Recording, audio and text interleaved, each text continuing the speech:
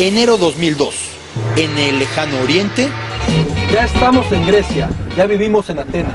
Comienza nuestra odisea. 125 días antes de la inauguración de Alemania 2006. Maracaná desde las alturas, Maracaná retacado y su Gales natal.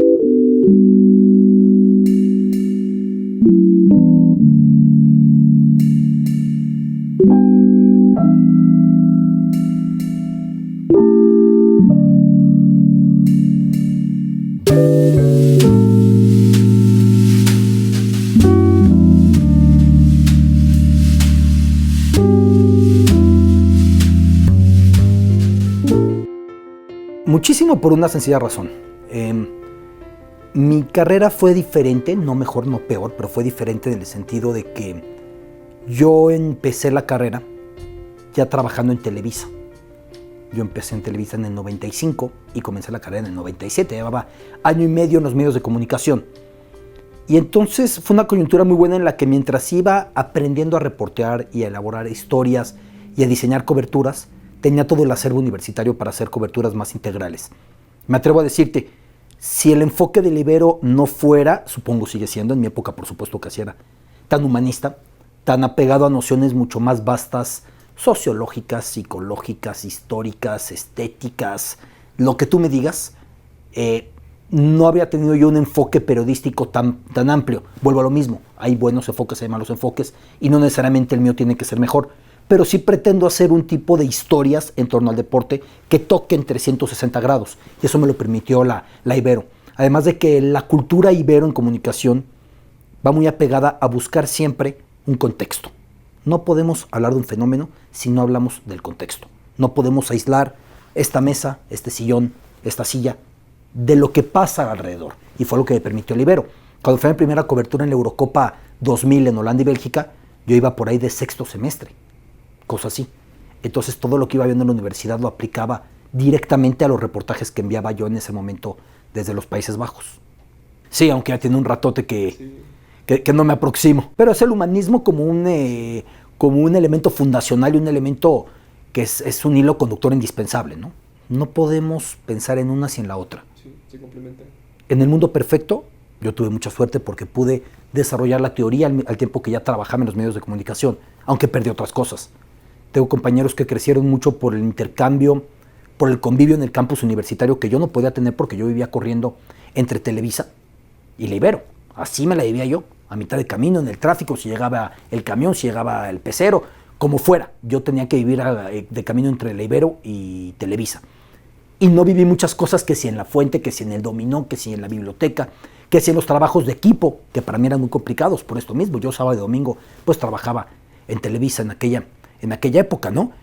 Pero teoría o práctica, las dos son indispensables y nunca podemos pensar que una la vamos a matar o a suplir con la otra. La teoría hace fuerte a la práctica y viceversa. ¿Cómo fueron? Llegué a pedir una oportunidad a Televisa, exactamente a los 17 años. No sabía de televisión. Pensaba que sabía de fútbol, pero más bien siempre he tenido buena memoria y tenía muchos elementos pegados en la mente, ¿no? Sí, las Copas del Mundo, sí los campeones, sí los goleadores, sí las alineaciones. Y me dijeron, ven y si aprendes te contratamos.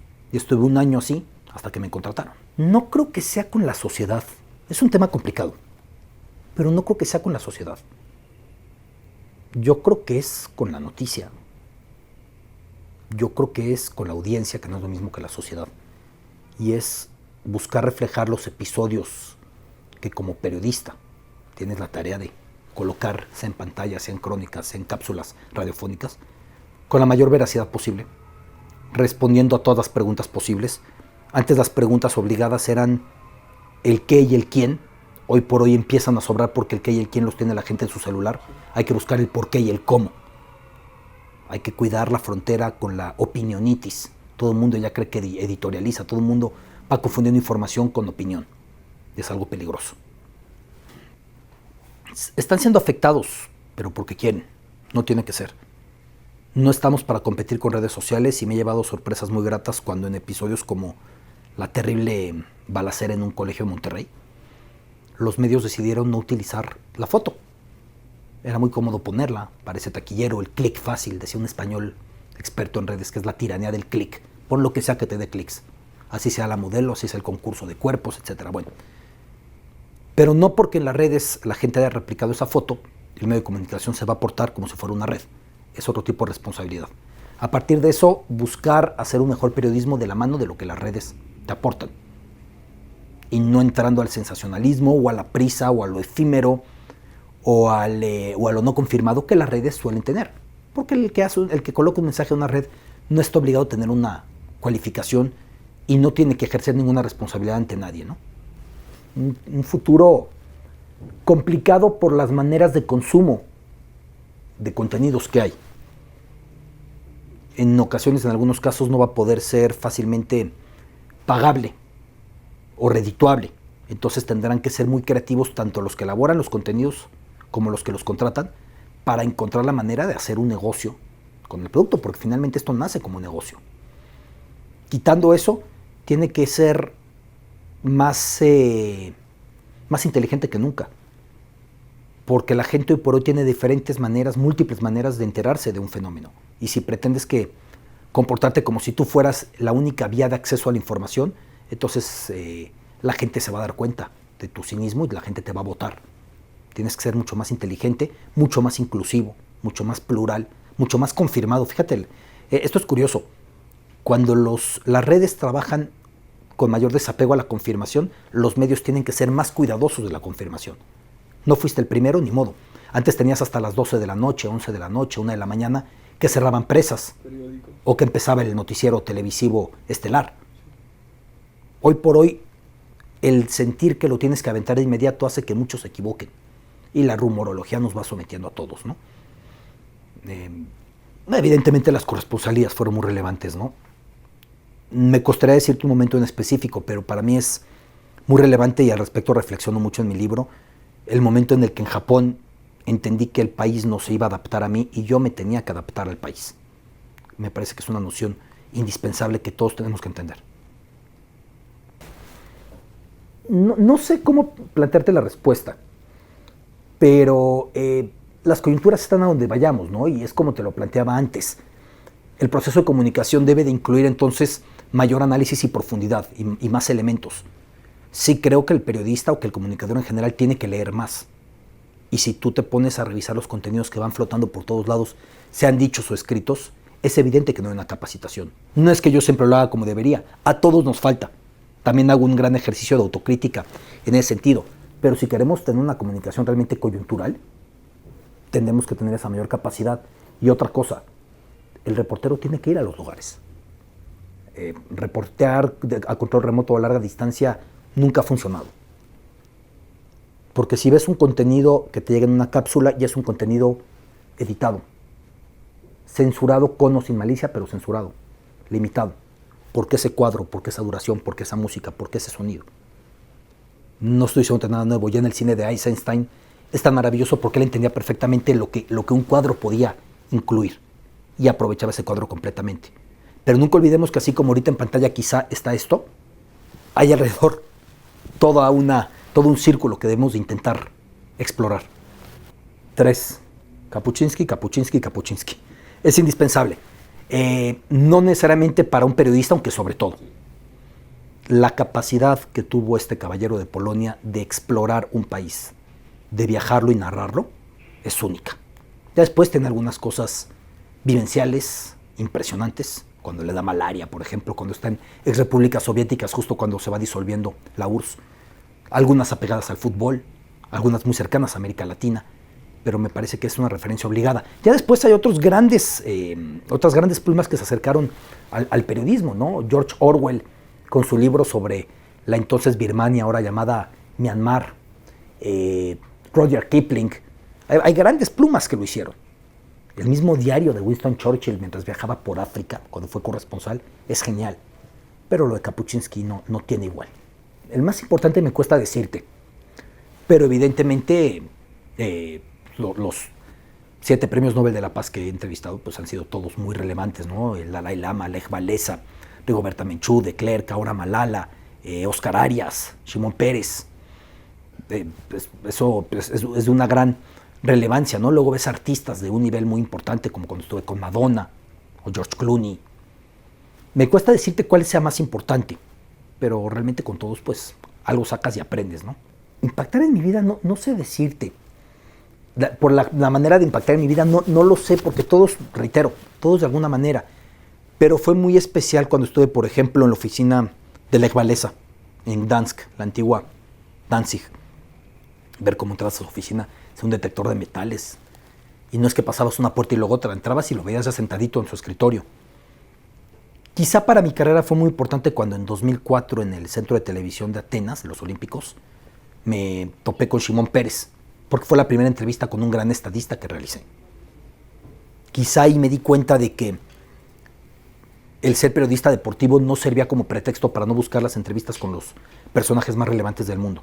Se dio porque iba pasando por ahí y porque me pude colar para sacarle unas palabras. Pero puede ser la que tuvo mayor impacto por eso. Si eres periodista, a veces la frontera es muy pequeña, es fácilmente atravesable o franqueable, porque el trabajo finalmente termina por interactuar con tu vida personal, termina a haber una línea que estás cruzando de una manera constante y de vuelta, pero tiene que haber una separación. Tú no eres tu trabajo, tú no vives tu trabajo, te tiene que generar pasión, lo tienes que disfrutar, etcétera, pero no es tu vida, ¿no? Sobre todo cuando eres papá, como yo tengo el privilegio de serlo, y entonces empiezas a ver las diferencias. Yo, de mis primeras corresponsalías, yo resaltaba cualquier cosa, si la entrevista, si la cobertura, si alguna faceta más. Yo de Brasil 2014, que fue la última corresponsalía que hice con Televisa, siempre resaltaré antes que nada que me iba a correr en las mañanas con la carriola de mi hija, que era una bebita.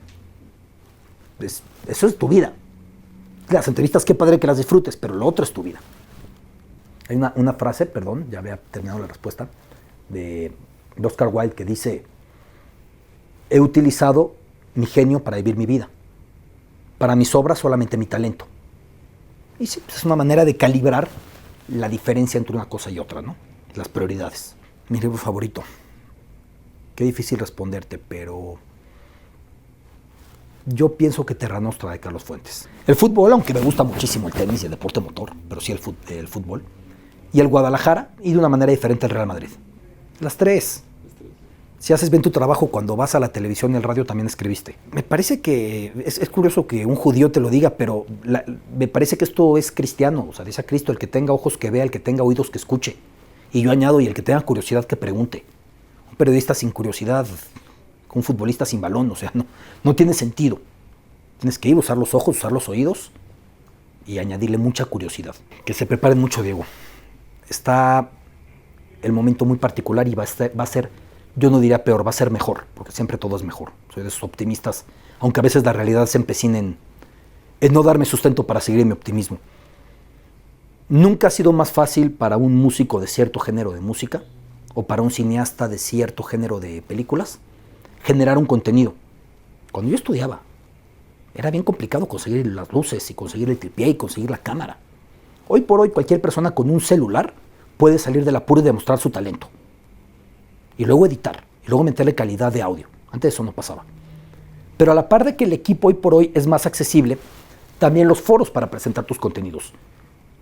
Tú te puedes meter en internet y encontrar fácilmente en dónde compartir el tipo de música que tú haces con gente que le interesa esa música. Y luego también con tu tipo de cine, y luego también con tu tipo de escritos. Todos los que generamos contenidos tenemos en internet un lugar muy grande para compartir lo que hacemos. Eso es lo bueno. Lo no tan bueno es que así como tú tienes esa prerrogativa, también alguien en la India y en China, en Uzbekistán y en Bolivia pueden hacer eso mismo. Entonces ahora sí compites contra todos. Cuando yo estudiaba, repetían mucho a Marshall McLuhan y nos decían que la aldea global. Y era cierto, y se anticipó un visionario impresionante. Pero la aldea global es hoy, no era entonces. Hoy sí compites contra todos, y esto a qué te obliga: a capacitarte más, a dormir menos, a ser más clavado, a perseguir con más fuerza un sueño y a ser más creativo. Si tienes más sitios en los cuales compartir y a través de los cuales destacar, pero también los tienen los demás. Entonces tienes que saberte armar para entrar a ese cuadrilátero.